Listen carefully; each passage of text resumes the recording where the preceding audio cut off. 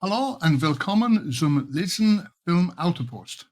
Heute haben wir ein Interview mit Natja Brunckhorst, der Regisseurin von 2 to 1. How was that?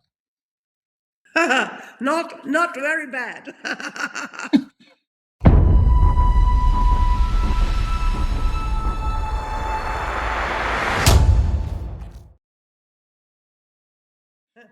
Basically, let's do this. Let's do this in English.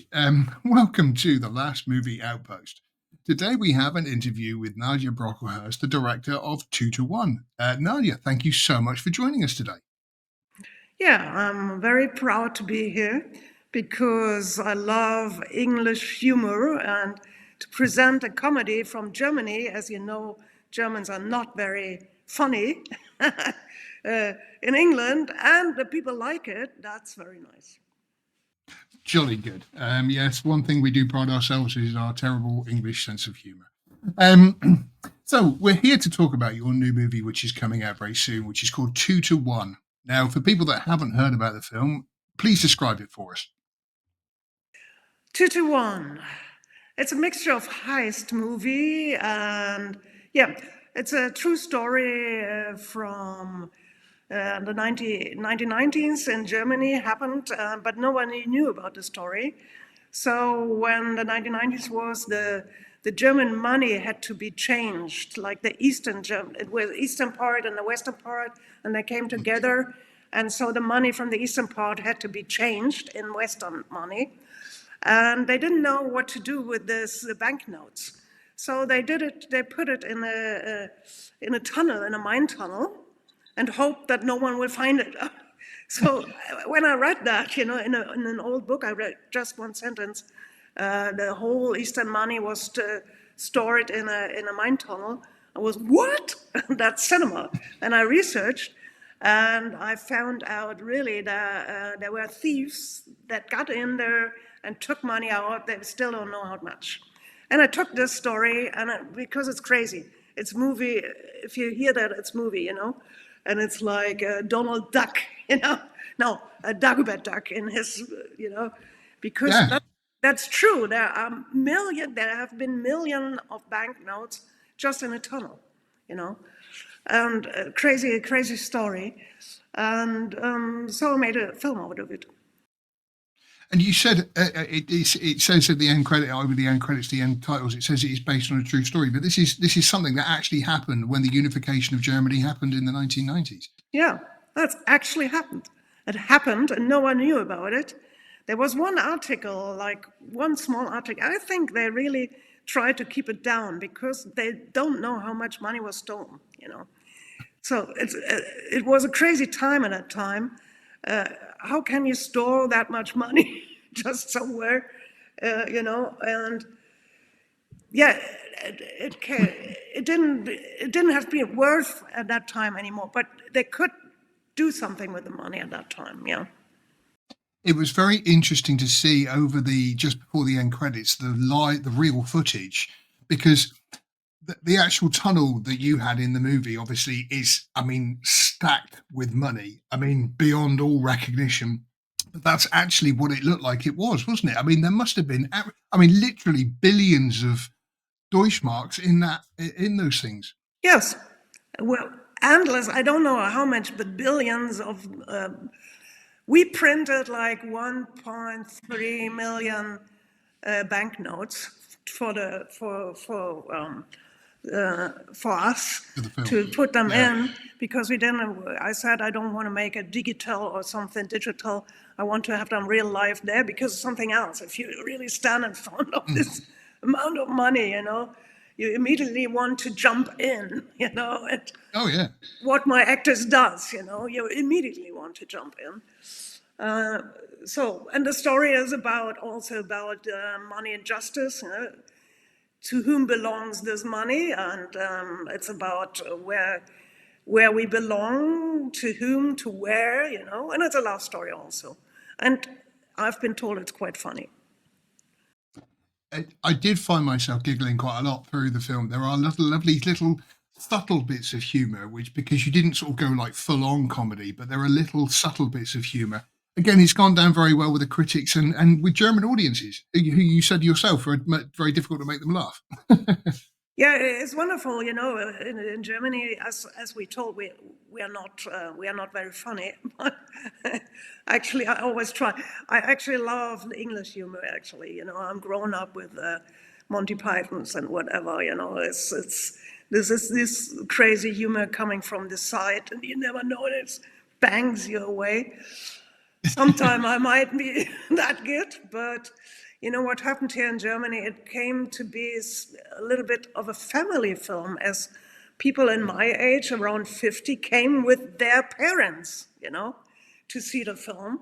And they brought their children with them too. So it was 3 generations of people went in there, had their laugh, and then talked about the time. So that's the best that can happen. Yeah. So with the actual stories themselves, like you said, it wouldn't have happened sort of soon after the 90s. But when did these become public stories? Because it wasn't just this story that was told, was it? There were sort of several instances of people taking this money and doing the same thing. No, it was just this story. It was just. Oh, okay. No, not several came out. It was like, there were like 200 and the notes 200 and 500 never been given out. To the it's in the film too, because they just printed it if the East Germany want to take over West Germany. They printed it and never gave it out. And this money suddenly came across. And one bank, people said, where is it from? And then he had to find out where's this money from, And so he found it out. That was about 2001. But I took it and pressed it a little together. And but actually the story was very little and no one knew about it until this film came out. Yeah. Right, okay. So how has the film been received then in Germany? Obviously, you had the 2 halves of Germany, which have now united and everything else. Is it something which kind of all people have accepted, or have people been seen it as something a little controversial? It was very funny. I was around with the film a lot because I wanted to hear them laugh, and because I always say the laugh of the audience is my payment, So I sit there a lot in the cinema with the audience and feel them laugh or breathe, and I love the energy of an audience in the cinema. And after the film, when I was traveling around Eastern Germany, they all said, "Yeah, we found it funny, but the West Germans did they laugh?" And when I was in West Germany, they said, "Yeah, we found it funny, but the East Germans, did they laugh?" And then after a while, I said, "I have to tell you the truth. There is no such as big difference between East and West anymore. You laugh at the same places, Maybe the laugh was in East Germany was sometimes a little bit deeper because it's the true heart of the story. You lose your work, you don't know. Yeah, it's working class heroes, losing their jobs. It's hard stuff also, yeah. And that happened in the 90s in East Germany. So, I mean, you said about the 90s, and you said, I read in a couple of the press releases, you wanted to keep it as 90s as possible. Was that difficult to do? Because I know you were very particular about the music, that you didn't kind of want any like 90s music as such. But how did you get that look and feel for the 90s? First, we had my costume designer and my screen designer. We were sitting around with books, looking at the real GDR, because we all have cliches in our head, coming out of films, actually, like like what the life of the other one. I don't know if you know that. Or there are a lot of films about the GDR, and you think, okay, that's how it looks like. You have to the wall looks like this, and then you find out, no, it didn't.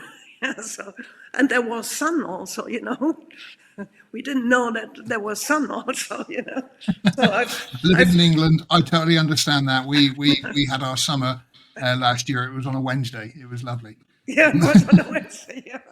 And we've always thought GDR is like that, but I found out it was one of the hottest summers around, So everyone was really in a good mood also, and it was a year of many possibilities. Yeah. And the old law didn't work anymore, and the new wasn't there. So what you do? You find your ways between, and so we did a lot of research. And I said, we don't want to laugh over the people, but with the people. So I said to the costume designer, no laughing about costumes, no laugh about hairdoings. It's so easy, I sometimes see films should be the 70s, and I think, Yeah. where are the wigs, they all wear wigs, it's not. It's like somebody kind of just quickly Googles 70s and then Yeah. takes a couple of those images and just completely runs with it. Yeah, and it's just to laugh about something that's. So I said, we have heroes here, yeah? So the costumes are out of the time, but they all look Yeah. good in it, So, Oh, yeah, absolutely. I mean, one thing about the film itself is the chemistry of not particularly just the main three of Mira and Robert and Volkner, but the rest of the group. I mean, was there a good chemistry on set with everybody? yeah, maybe because I'm myself coming from acting, I have a good feeling for what actors need, because actors opening up their soul. And to open up your soul and not just, doing the things you should do, you need to be very safe. So I'm always very much into it that everyone feels very good, There's good food there, they're good, everything should be that they're feeling real great. And that happened. And we had a good summer also in that time. And, these actors, I think there are like 10 actors that are the well-knowns in Germany, and Okay. I was like the little director there. But they really did a good job together, They were keeping them together, and they had fun all together.